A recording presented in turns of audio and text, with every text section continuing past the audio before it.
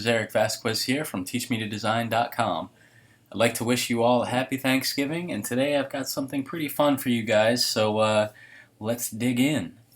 Now, right here I have Adobe Illustrator open, and I went ahead and just kind of created this nice logo lockup, if you will. And so far I know that I've been primarily focusing on Photoshop, and that's exactly what we're going to do today, but for the purposes of this tutorial, I wanted to do something a little bit different with you guys, something fun. It is a little bit more advanced, and I'm just using Illustrator to build out these graphics. Now, you can totally use Photoshop to make yourself a logo, but I would not recommend it. The reason being, as you see here, I'm zooming in, because Illustrator is a vector-based program. So what that means is it's basically using calculations. It's a series of curves and numbers, and everything looks super smooth, and that's great because you can basically resize these vectors as large or as small as you want without having to worry about any loss in quality. Now, conversely, Photoshop over here is a pixel-based program, and what that means is when you zoom in really far, you will notice all of these squares, a giant grid basically, and these are called pixels. So if I say this is my logo, or I have a logo on a new layer, this will pretty much work with any kind of graphic. You'll be able to see this. So let's just say I take my text, and this is the logo size that I'm making it at. When I zoom in, it doesn't really look as smooth as Illustrator, does it? This versus this. So what'll happen is, here your logo looks great at this size, but what happens when you need it on a billboard and it becomes gigantic? It's not going to look very good, especially if you have images. Maybe the text isn't the greatest example, but with a vector, you can blow it up to any size and it will retain all of its beautiful quality. So that being said, I hands down, always encourage you to use a program like Adobe Illustrator to create logos, even though you probably do have most of the tools you need in Photoshop. So, what I'm going to do here is just create a new Photoshop document, which you can do by pressing Command-N or going to the File menu and choosing New, as I just did, and make it 1940 pixels wide by about 1200 pixels tall with a high enough resolution. Alright, now what I'm going to do is begin importing each of these layers into Photoshop just as they are. And you'll see, the first thing I'm going to do is just copy, come over here, paste. You want to paste it as a smart object. As I showed you guys in some of my earlier videos, smart objects are indeed the way to go because they are vector based. So as you begin doing this, let me just show you guys really quick. You may notice that not everything is falling in place where you want it to. When I paste it in Photoshop, it's like, oh, now I have to move it and move every piece in place to get it exactly where it's supposed to be. That's not the case. I'm going to show you guys an easier way to do this, and what you're going to do is create a invisible bounding box. So you'll see over here in Illustrator, and this kind of looks like Photoshop if you're familiar with it, you have a fill and a stroke color. What you want to do is make sure that both are set to none, and then hold down the Shift key and create basically a square around your shape. Now, when I click off of it, you're not going to see anything here, but when I drag the arrow over it, look at that, it's still there, it's just invisible. Okay, so what I'm going to do is select the box and this first shape that I have here in the back. Click Copy, Command-C, come over to Photoshop, paste it as a smart object. There you go, there's the first piece, that black square. Now, select the next piece, which is a white square, along with your invisible bounding box. Back to Photoshop, paste. Look at that, exactly where it needs to be. Now, a better example of this will, you'll see what's happening as I begin to build this up. I'm going to do it kind of fast because, I don't want to bore you to death with this process, but this is basically how you can import graphics, vector graphics from Illustrator into Photoshop while maintaining the position of everything. I'm gonna bring these in separately. I think I'm gonna keep this little sunburst here. Bring that over, paste it, and you want to keep everything that you can a smart object. Bam. See, now that turkey is exactly where it needs to be. Not on my dinner plate, at least not yet, but it's getting there. So let's see, we have these nice little bullet points. I'm just kind of doing this piece by piece because I want to have control over all of these separate elements for this tutorial that we're going to be doing today. Okay, I'm just going to lock a few things here that are kind of getting in the way so that I can select all the things I need to. And if you do know Illustrator, the shortcut to lock is Command 2, and to unlock is Command, Option, or Alt plus 2 on your keyboard. So I've already imported these, I've imported these. Here you go. Okay, now I understand that this isn't the most exciting process here, but it does take a little bit of time, but believe me, it'll be well worth it once we get into the meat of this tutorial. And I'm just full of these Thanksgiving puns today. Here you go. I'm going to bring both of these in. And slowly but surely, guys, it's coming together. I'm going to select this whole branch. Bring that in. And basically what I'm going to be doing with you guys is showing you how to build out this logo as a 3D. We're basically going to make this logo 3D. And sometimes you may get a client or somebody who says, oh, this logo is great, but what will it look like, say, on air, for example? If you wanted to show them an idea of what an on-air graphic would look like, you may need more than a flat 2D logo representation of that. And while I am not well versed per se in 3D animation or design, I do know that Photoshop offers some pretty good solutions and tools for doing some more minor things. I mean, not even minor. You can do some pretty complex things in Photoshop with its robust set of 3D tools. And I'm just going to touch on some of those today with you guys, just to scratch the surface and show you something cool that you might not be very familiar with. Alright guys, so now that we've got all of our vector shapes in here, we're just going to go through and quickly label each of these so that we can keep track of all of our layers. And I've talked about this a little bit in my other videos, but the importance of naming these layers so you don't just end up with everything named exactly the same is just to save you a headache later on. And you can call it, pretty much anything as long as you have some kind of visual indication of what each layer is. And this is going to be, pretty important when you need to access these layers pretty quickly.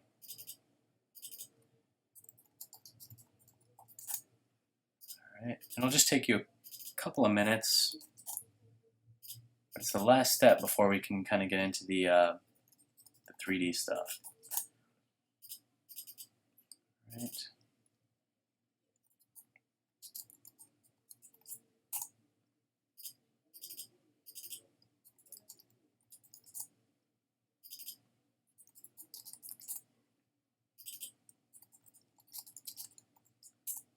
There.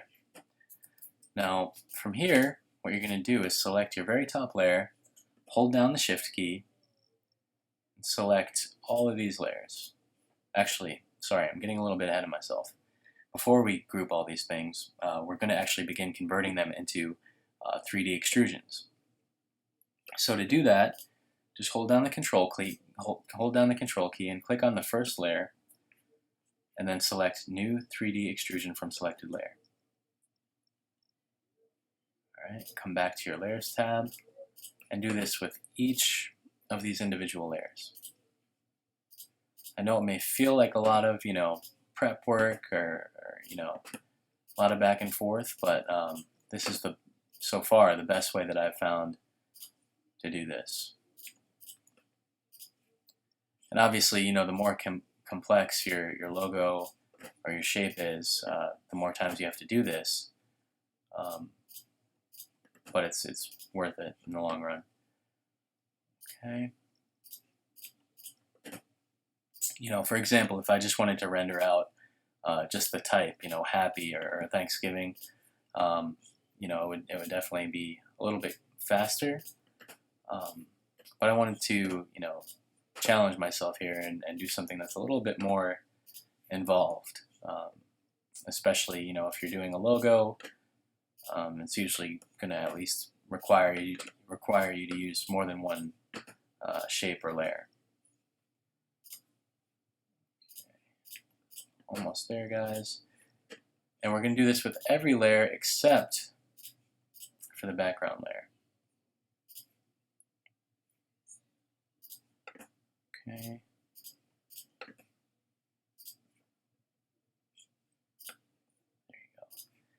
Now for the background layer, instead of converting it to a 3D layer from the file, we're going to choose postcard. And that's basically going to provide us with a backdrop or a background for our shape. Alright, so now select that layer, hold down the Shift key, and select your top layer, and that'll highlight all of your layers together. From here, what you want to do is press Command plus E to merge everything. We'll wait a couple seconds while Photoshop merges all those things together. And this way, it'll be one 3D object, although we will still have complete control over everything in our 3D panel.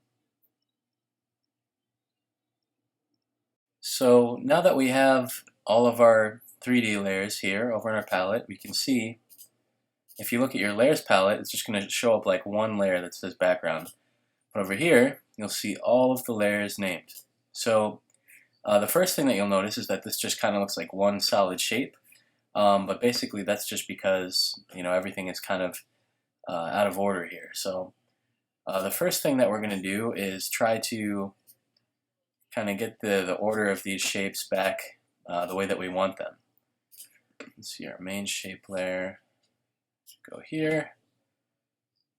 And this can take a little bit of time or experimenting, but you want to make sure that everything is set up just right. All right. And what I'm doing here is just basically moving this along the z-axis once again to pull it forward, right? Because we're thinking in terms of 3D shapes. There you go. And that's kind of the basic shape right here. But then what we want to do is come down here to this little box down here in the bottom left corner, hold down the Control key, and these are basically the camera views. So what we want to do is go to the left side, zoom in a little bit, and now you can see some of these other layers that are hidden or concealed. But you may find that it's hard to kind of click on some of these shapes, and that is because we need to make a few adjustments. So let's see here. Yep, there it is. The extrusion depth is kind of what's making everything look so long in this view. So we're just going to reduce that so that we can see some of these other shapes that are hidden. You don't have to worry too much about the exact extrusion depth right now. We just want to kind of make everything thinner. There you go. Now you can see all these other elements here that we really want to be in the foreground. So again, I'm just pulling these over and just keeping in mind that you're looking at everything from the side right now. All right, and we can come back and modify these later to get the exact positioning down, and we're going to change the materials themselves, as well as the lighting and textures in the scene.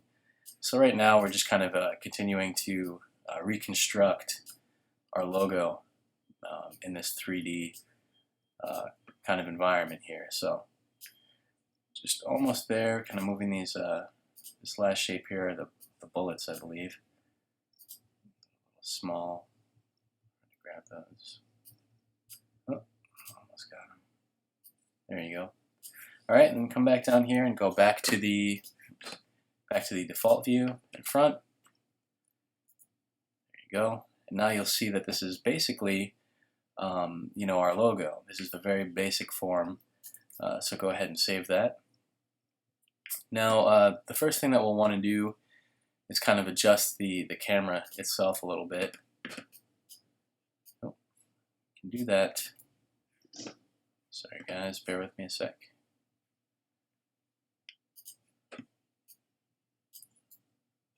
Basically, if you come over here to the scene, there you go. And just kind of zoom out a little bit. Now you can see everything. What I'm doing here is just kind of collapsing these layers so I can get a good look at everything. And then what we're going to do is set up our lighting, our very basic lighting. So come down here to the bottom left and hold down the control key again. And this time click right for the option. And now what we're going to do, you'll see up here next to 3D mode, you've got some options for rolling the object, dragging the object, and rotating.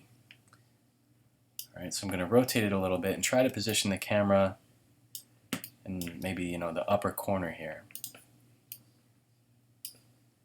And just play around with it. Yeah, maybe about there. Okay, and once you're happy with the positioning of the camera, come down here to the bottom right where it says Add New Light to Scene. Click that, and we're going to add a new point light. It's basically just going to add a new light to the scene from wherever you have your camera positioned. Then I'm going to come back here and go back to the default view. Make sure to save. And from here we can kind of begin applying some textures or changing the textures of some of our objects. So let's go here first to the turkey. I'm just going to expand this so you can see what I'm doing. And you'll see inside of the turkey layer there's another drop down with a star, and you have your front inflation material, bevel material, extrusion material, so on. I'm going to select all of these together, come over here, and you'll see right up here where it says diffuse, I'm going to remove my texture. Let's see. Now, Photoshop has some nice textures by default, but you can get some free add-ons and load up any textures that you want. For now, I'm going to load this kind of, shiny gold looking texture. And you'll see that it also kind of changed some of these other settings here, which you can still modify a bit. So I'm just going to remember shine 40, reflection 20, bump 10. I'm going to apply that same material to everything else that is appearing as gold in the scene. So these braces are the next thing. I'm going to select all these and just repeat what I did before. Remove the texture, come to the drop down, select this, and put in the same values that I was using before. Okay. Repeat that for the bullets. Diffuse, remove texture. Pick that nice shiny gold there.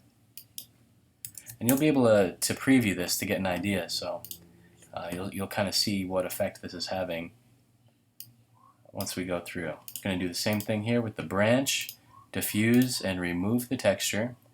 Come to the drop down and just repeat this. Now you can mix up any textures that you want, and you can change these settings at any time.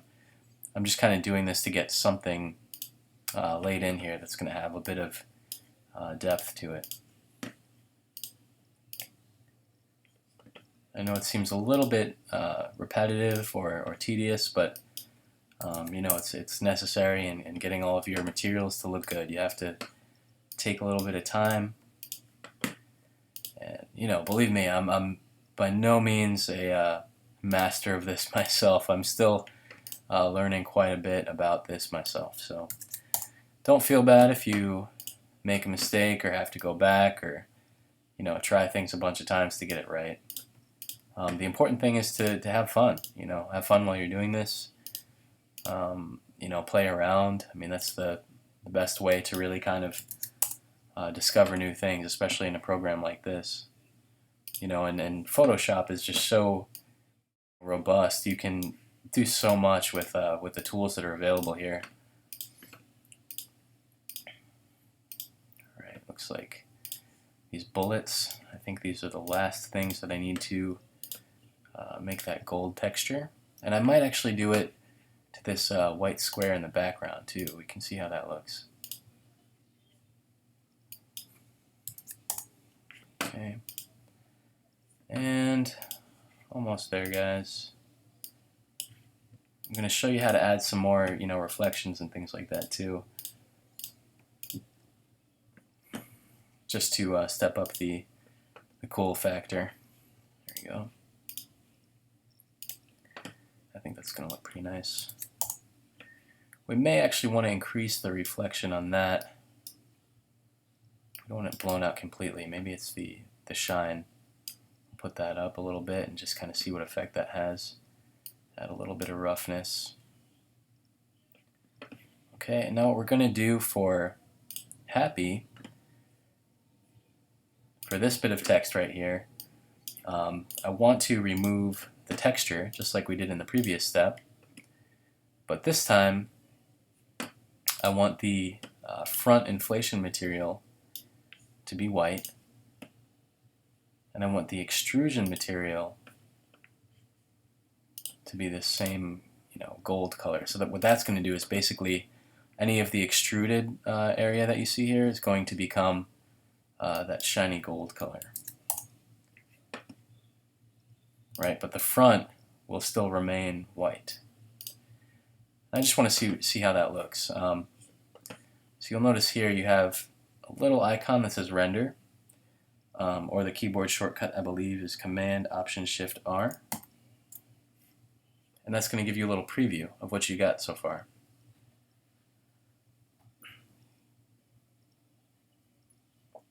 I'll take a quick sip of water.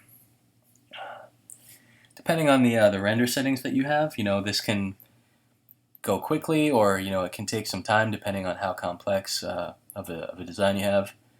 But you'll see just in a couple of quick passes, you can get an idea of how it's going to look. Now, not only is my logo getting cut off on the top, but it's actually not showing up as gold. And I think that maybe I have the shine or the reflectivity a little bit too high. So at any point, you can press the escape key, and that's going to stop the rendering process wherever it is. So let me find this white box layer. The shine is way up. I'm actually going to turn the shine all the way down and maybe do the reflection on around 40. And just do another quick render pass. Oh. Let's see. There we go. That's a little bit closer to what I'm looking for.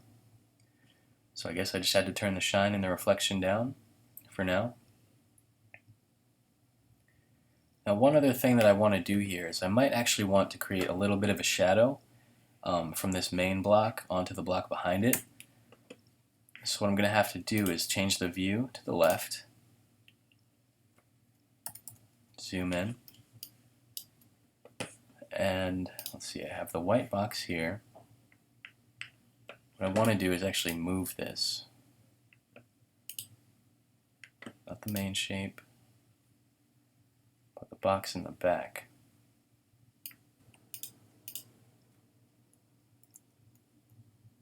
Oh, where did it go? It's all the way back there.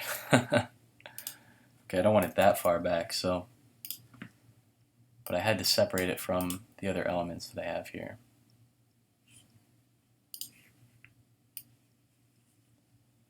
I want it back about here.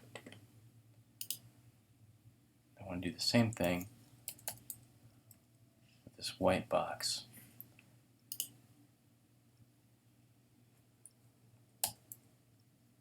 Alright, so what I'm doing is just trying to get a hold of this shape.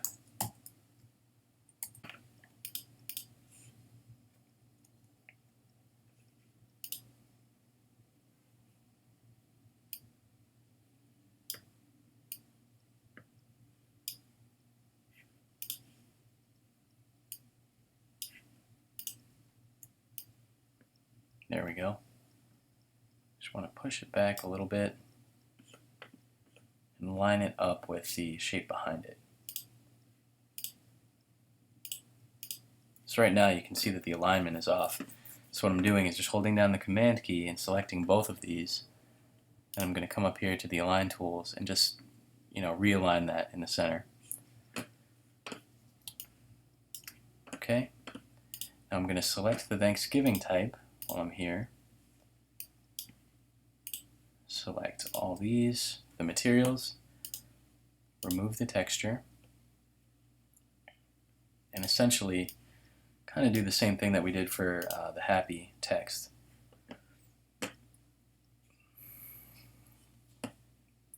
This time though, what I want to do is actually add maybe a nice bevel or something to this, a nice little stroke around the edges of the letters. And the way you can do that is by modifying the cap, which you'll see up here.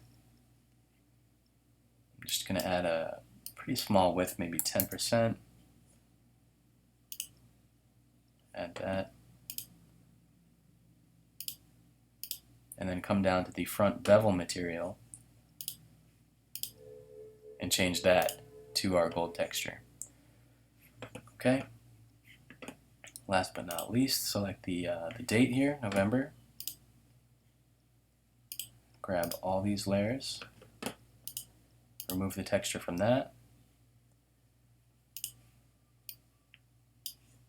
and like I said, we're just kind of experimenting a little bit to see how this is going to look. I mean, we can tweak it and play around with it as much as you want. I'm just trying to kind of give you guys a basic idea of how this scene can look and all the things that you can do. Alright, so let's do another quick render pass here.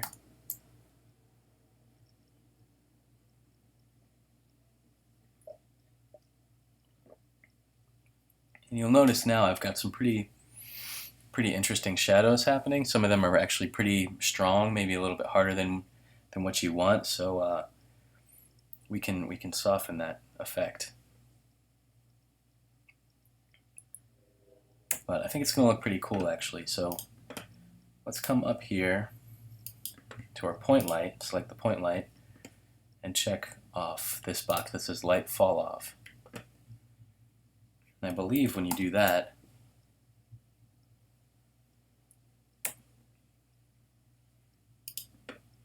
you have to play with this a little bit. There you go. This inner part we're going to decrease. And now your shadows are looking much softer. Okay, but the last thing that I forgot to change here is actually this this white border on the inside. Haven't really done anything with that yet. Let's go ahead and remove that. We're going to create the same texture that we have, this nice gold. Actually, you know what? I think it looks pretty good in the maybe like a silver. Yeah, something like that. Turn the shine down, a little bit of roughness, maybe around 5%. We'll leave the reflection up just to see how that looks. And I also want to try, let's just see how this looks first.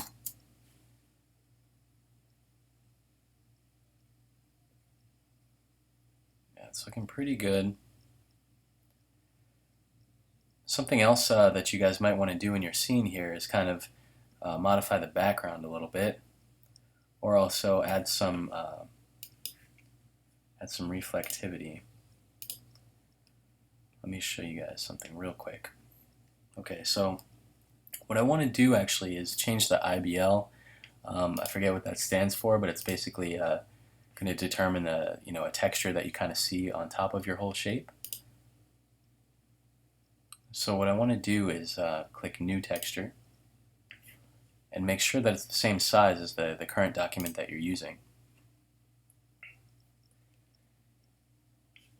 Okay, now we're going to go Edit Texture, and it's basically going to look like this. It's going to be a new document where I'm just going to pick the rectangle tool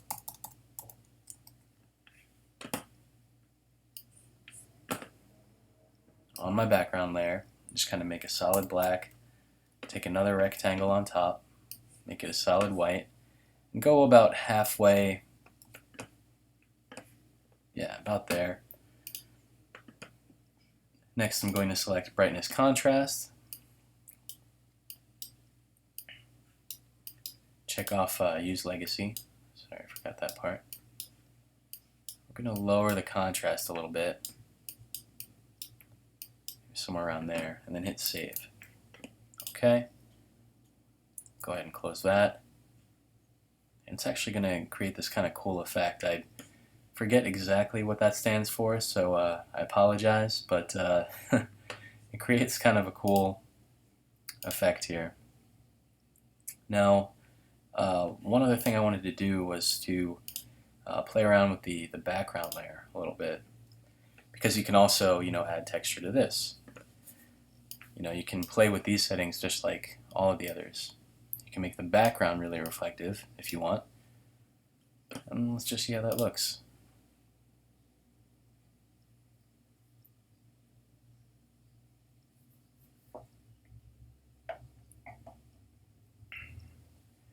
Taking a quick drink real fast. Alright guys, so one thing that I notice here is that it kind of looks like you're getting this weird line here. So I think that's probably because of the reflection, so I'm actually going to take that off. I'm going to change views really quick, just to come to the left and zoom in a little bit, because there's something weird going on here where some of the things are a little bit funky.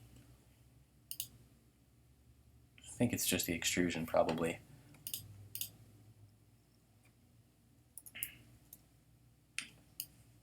Yeah, see, if I don't want certain things to stick out quite so much, for example this sunburst, so what I'm going to do is actually lower the extrusion a bit, maybe somewhere like there.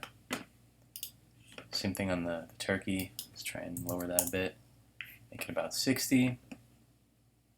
The rest of the stuff is looking pretty good. And if you want, you can add even more lights to this scene, if you want to. So let's say, for example, if we wanted to add yet another light to the scene, all you have to do is come down here, click New Point Light. Obviously that's going to add it right in the front wherever your camera is, but you can zoom out and you can move this light around. So that's one way that you can add another light to your scene. But I personally like just having this kind of one light right in the middle here.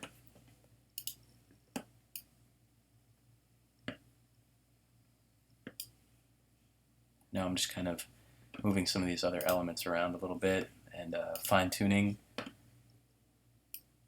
playing with the extrusion. You can see really making it pop out or sink back. And then from there, guys, I'm just going to give it a little bit of time, check my render settings real quick.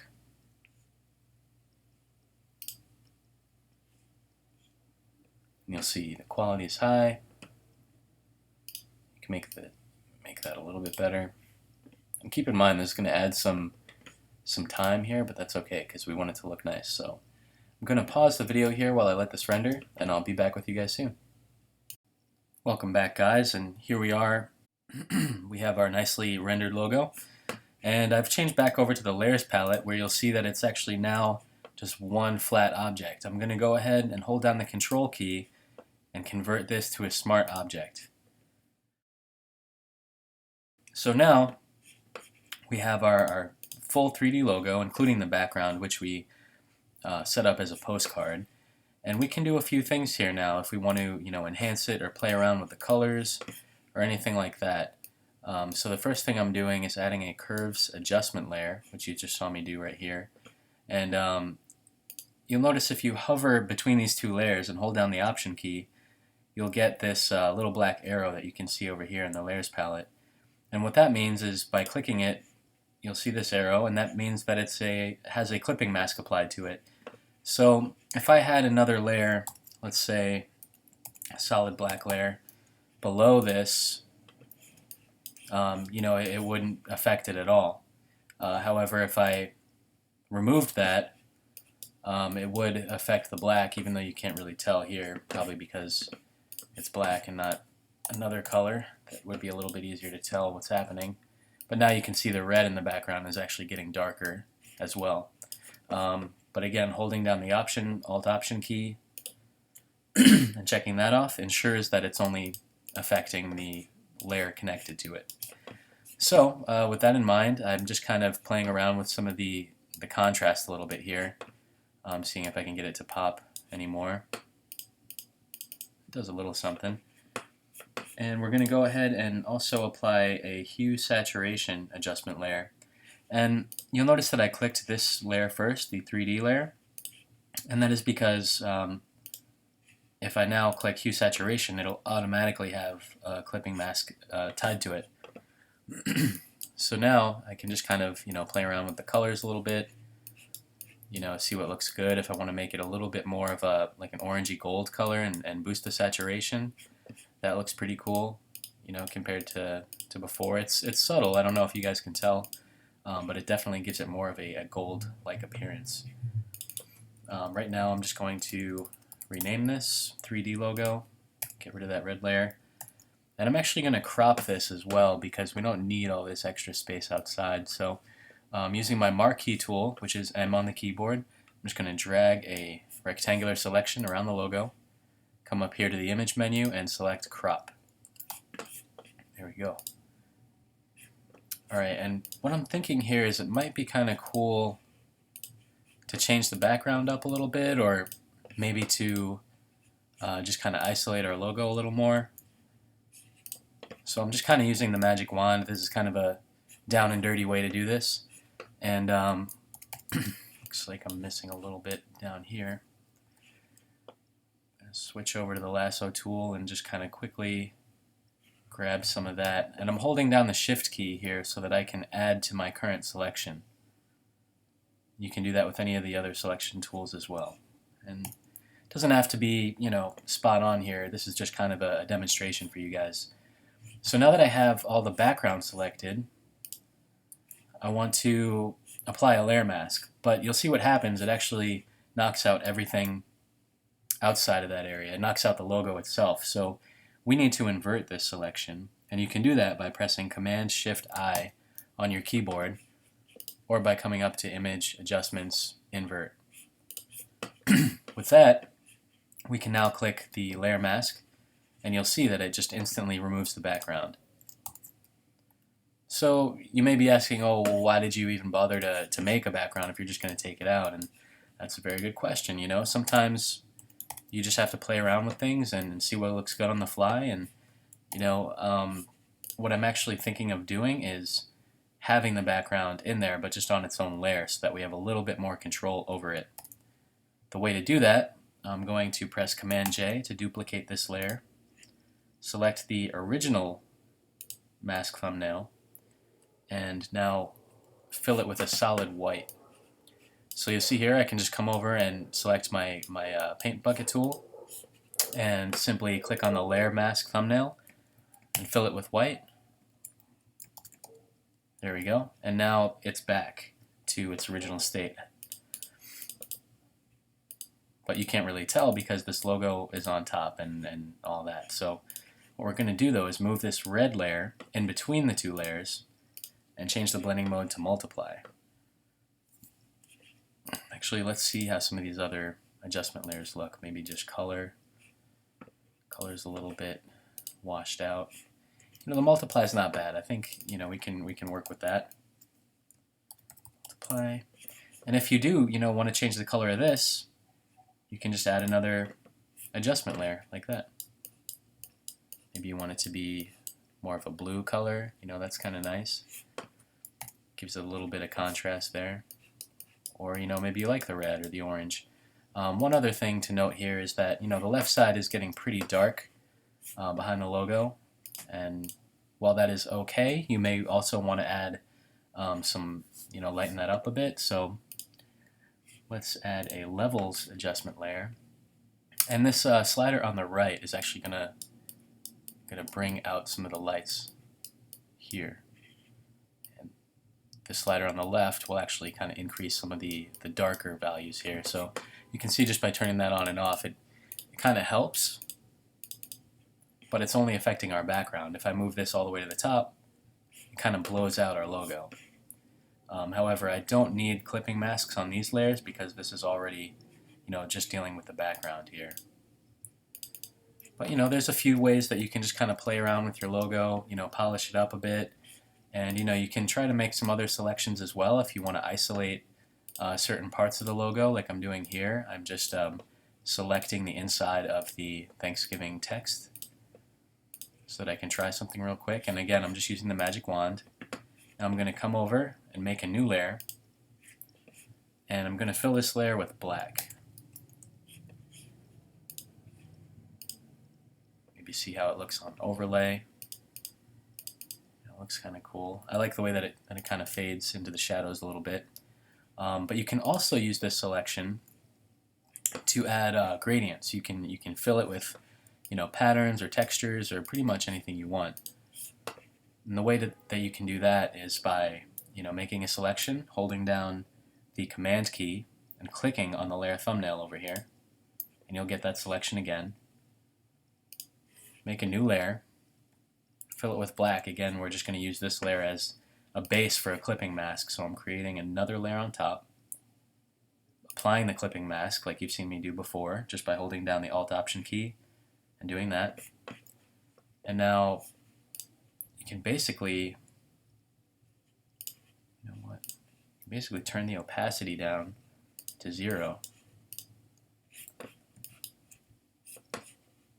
and then apply a gradient. And then, as you bring it up, you'll kind of see the effect that it has. Let me change that to overlay. Sorry guys, I'm just kind of playing around a little bit here. I turned off that original black overlay layer that I had in favor of using this one. Here's what I want to do. I'm actually going to use that selection, click on it again, and then just mask this gradient like that. So now the gradient is inside of those letters, and this layer mask is using the selection that we've already created. Okay? And lastly, if you want to get kind of a harder metallic looking edge, you can just make a selection, make a rectangular selection here as I've done, and make sure you have your layer mask selected and fill it with solid black. And then you can kind of knock the opacity down a little bit of that gradient, or use your gradient tool to fade out the bottom a little bit like that.